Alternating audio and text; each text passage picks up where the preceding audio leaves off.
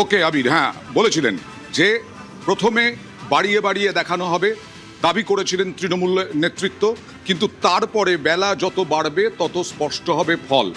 একবার চলে যাই পূর্ব মেদিনীপুরে, নন্দীগ্রাম সহ আরও বেশ কয়েকটি বিজেপির কর্মী সমর্থকরা তারা উৎসাহের সঙ্গে আমাদের প্রতিনিধি অর্ণবের সঙ্গে রয়েছেন। অর্ণব, কি খবর রয়েছে এখনো পর্যন্ত?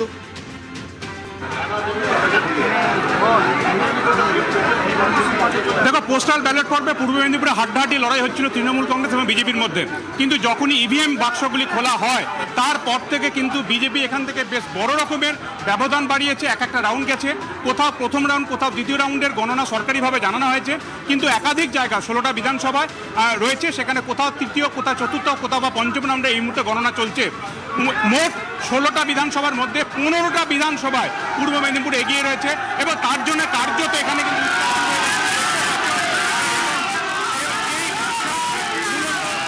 15টা বিধানসভায় এগিয়ে রয়েছে বিজেপি। হ্যাঁ, শোনা যাচ্ছে না, বলো বলো অর্ণব। আমি যেখানে দাঁড়িয়ে রয়েছি,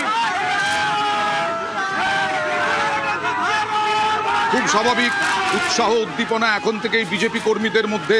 তুমি একটু সরে এসে কথা বলো প্লিজ।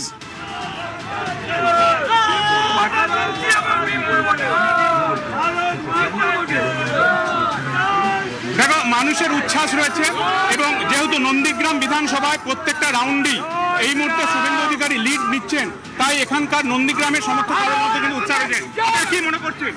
আমরা মনে করছি এই যে আমাদের হলদিয়াতে যে দল বদলু, যে তাপসী মণ্ডল, ওনাকে মুখ্যম জবাব আমাদের হলদিয়ার মানুষ তথা আমাদের যিনি আমাদের প্রিয় মানুষ প্রদীপ বিজলি মহাশয়, ওনাকে মুখ্যম জবাব এই ভোটের মধ্যে দিয়ে ওনাকে বুঝিয়ে দিন। এখন থেকে উচ্ছ্বাস শুরু করে দিয়েছি। আমরা এখন থেকে উচ্ছ্বাস শুরু করেছি। আমরা ভারতীয় জনতা পার্টির দল, আমরা উচ্ছৃঙ্খল চাই না, আমরা শৃঙ্খলভাবে আমরা পুরো রাজ্যতে আমরা জয়ী হব। শুভেন্দু অধিকারী তিনিও এগিয়ে আছেন নন্দীগ্রামের। দেখুন, পূর্ব মেদিনীপুরে প্রদীপের কাছে যাব। প্রদীপ, নন্দীগ্রামের পরিস্থিতি, পূর্ব মেদিনীপুরের পরিস্থিতি হচ্ছে 15টাতে এগিয়ে এখনো পর্যন্ত বিজেপি, একটি আসনে তৃণমূল। এটাই কি স্বাভাবিক ছিল? না, পূর্ব মেদিনীপুরে আমরা প্রথম থেকেই কারণ লোকসভা ভোটেও এরকমই। না, আপনাদের চ্যানেলেও আমরা যখন এখানে আলোচনা করেছি পূর্ব মেদিনীপুরটা বিজেপি ভালো করবে এটাই আমরা বলেছিলাম এবং সেটাই মিলছে।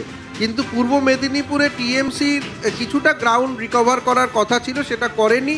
তবে সব থেকে ইম্পর্টেন্ট হচ্ছে পূর্ব বর্ধমান, পশ্চিম মেদিনীপুর, যেগুলোতে তৃণমূল কংগ্রেসের ভালো ফল করার কথা ছিল, সেখানেও কিন্তু বিজেপি এগিয়ে আছে। আমি জানি না এই প্রাথমিক ট্রেন এখনো কতগুলো রাউন্ড, তো আরও অনেক বাকি আছে, কিন্তু কতটা মানে এটা বদল হবে বলে মনে হচ্ছে না। কারণ যে ট্রেন এখন 9টা 8:30টায় শুরু হয়েছে, এখন 11টা বাজে, খুব বেশি ফারাক কিন্তু হওয়ার চান্স আছে বলে আমি মনে করি না। ফলে এই জায়গায় আমি আবারও বলছি যে বিজেপিতে হয়তো বিভিন্ন জায়গায় মানুষ বিজেপির প্রার্থীর নামও জানেন, এমন ক্যান্ডিডেট আছে যে বিজেপির যারা কর্মী তারাও নাম জানে না, কিন্তু তারা ভোট দিয়েছে অ্যান্টি ইনকামবেন্সি অর্থাৎ মমতা ব্যানার্জির বিরুদ্ধে ভোট দিয়েছে, নাকি তারা এইটা দেখে ভোট দিয়েছে যে আরো বেশি কিছু পাবে, মমতা ব্যানার্জি যা দিচ্ছে তার থেকেও বেশি পাবো। প্রতিষ্ঠান বিরোধিতা থেকেও আমি বলবো যে অনেক প্রতিশ্রুতিটা অনেক বেশি কোথাও গিয়ে মনে হয়েছে। দেখুন, ব্যাপারটা হচ্ছে আমরা বরাবরই একটা কথা বলেছি যে বাংলার মানুষ তো আর বোকা নয় যে গাজরটা চোখের সামনে দেখানো হবে, তার পরবর্তীতে সেই গাজরের দিকে ছুটে যাবে। বিশ্বাস করুন, আমি এখনো যেহেতু ঘড়ির কাঁটায় 11টা 15 মতো বাজতে যায়, তার পরবর্তীতে এখনো অনেকটা সময় বাকি। যেই কথাটা আপনারাও বলছেন সেই সমান কথাটা আমরাও বলছি যে এই ট্রেন্ড ঘুরতে কিন্তু বেশি সময় লাগবে না।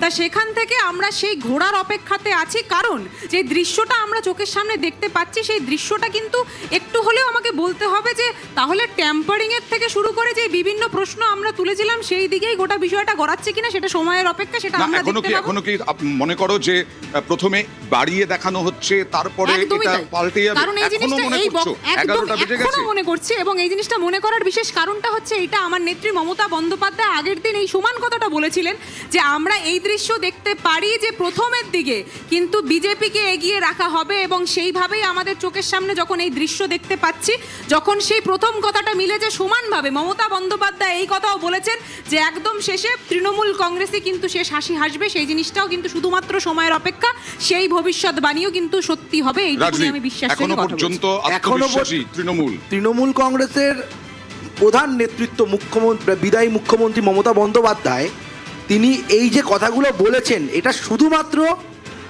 যারা ইলেকশন এজেন্ট হয়েছে তারা যেন ভেতরে থাকে। কারণ এই ছবি দেখার পর কোনো ইলেকশন এজেন্ট ভেতরে থাকবে না। মানে মানুষকে বোকা বানানোর রাজনীতি, মিথ্যা বলার রাজনীতি তৃণমূল কংগ্রেস শেষ অবধি করে যাচ্ছে। তৃণমূলের কি সেই এবং সাংগঠনিক শক্তি নেই যে পালিয়ে যাবে? শুনুন, যদি তৃণমূল কংগ্রেস হারে, যদি এরকম পরিস্থিতি তাদের দলের কর্মীরা দেখে, তাহলে আমরা জানি যে কেউ ভেতরে থাকে না দাদা, কেউ ভেতরে থাকে না। শুধুমাত্র তাদেরকে আটকে রাখার জন্য মুখ্যমন্ত্রী এই মিথ্যা প্রতিশ্রুতি তাদেরকে দেখাচ্ছে, এতদিন পর্যন্ত বাংলার মানুষকে দেখাচ্ছে। এবং মুখ্যমন্ত্রী এতটাই বেঈমান, এই বিশেষ তথ্যটা কি আপনাকে শুভেন্দু অধিকারী দিয়েছে? সেই জিনিসটা একটু স্পষ্ট করে দিন। কর্মীদেরকেও দেখাচ্ছে, এই বিশেষ তথ্যটা কি আপনাকে ভাঙিয়ে বা সরি তৃণমূলের সাথে মির্জাফরি করে তার পরবর্তীতে যে মির্জাফরকে আপনারা নিজেদের দলে নিয়েছেন, সেই মির্জাফর আপনাদেরকে বলেছে, সেই জিনিসটা একটু এখানে বসে স্পষ্ট করে দিন। বাংলার সবথেকে বড় মির্জাফর মমতা বন্দ্যোপাধ্যায়। আরে আপনি শুনুন না,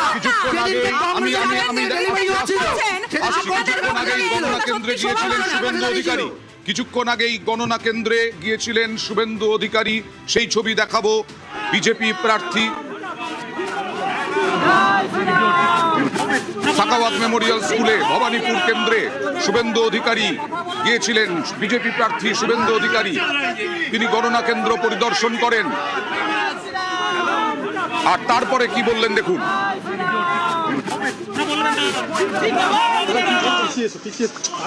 সরকার বিজেপি করে ফেলেছে, যান মিষ্টি খাবেন বিকেল। 75-80 सीट बीजेपी को मिलेगा। वो तो पार्टी तय करेगा। टीएमसी हार गया। मैं जिसके लिए 2020 से काम कर रहा हूँ पूरा होने वाला है। ममता बनर्जी 77 নম্বর ওয়ার্ডে 8400 লিড আছে উনার। আমি আর একটা রাউন্ড উনার লিড হবে, 10-11 হাজার পর্যন্ত যাবেন। তারপরে আমি ওনাকে মেকআপ করে দেবো। 70 নম্বর ওয়ার্ড থেকে 82 পর্যন্ত আমি ওনাকে মেকআপ করে দেবো এবং উনি হারবেন। উপাসনা একেবারে ক্ষমতায় চলে এসেছে, বিকেলে মিষ্টি খাবেন বলছেন।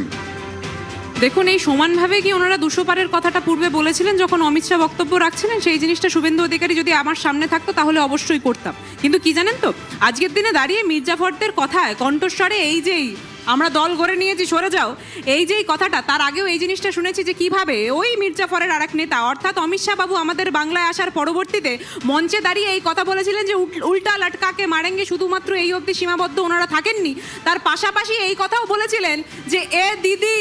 আর কি জানেন তো, এই এ দিদিটা আমাদের বাংলার মানুষ জনগণ গ্রহণ করে না। আমি বারবার বলছি, আমরা যখন 11টা-15 অবধি অপেক্ষা করেছি, আর কিছুক্ষণ অপেক্ষা করতে হবে, তার পরবর্তীতে মির্জাফরের কণ্ঠস্বর কত দূর গড়ায় সেই জিনিসটা আমরা দেখব।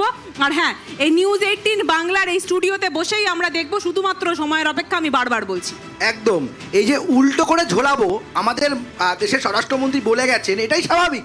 তার কারণ হচ্ছে যারা গুন্ডা বদমাশ তাদেরকে তো উল্টো করে ঝোলানো উচিত। তাদের শুনুন না, এতদিন পর্যন্ত ভোটের সময় তাদেরকে তো উল্টো করেই ঝোলানো উচিত।